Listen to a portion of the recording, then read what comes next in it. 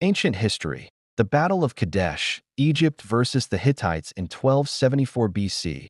Two great powers of the ancient world, Egypt under Pharaoh Ramesses II and the Hittite Empire under King Muwatalli II, clashed over control of the strategic city of Kadesh in what is now Syria.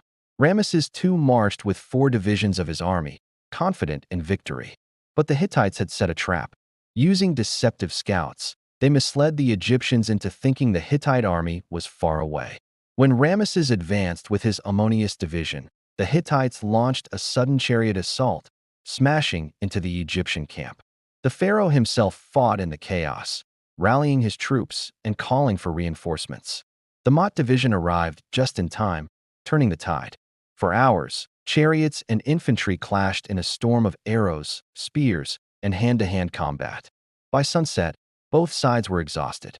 Neither could claim total victory, and the battle ended in stalemate.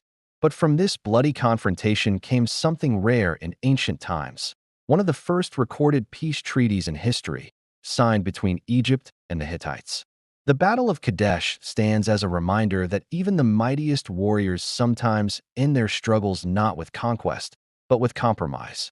The past still speaks.